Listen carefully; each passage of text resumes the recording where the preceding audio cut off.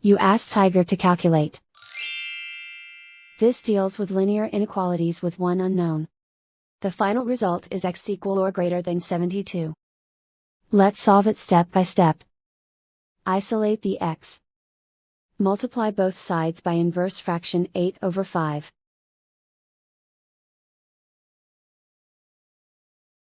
Group like terms.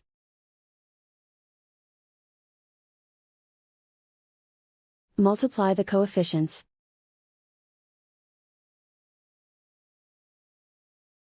Simplify the fraction.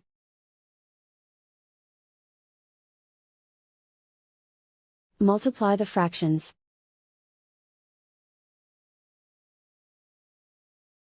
Simplify the arithmetic.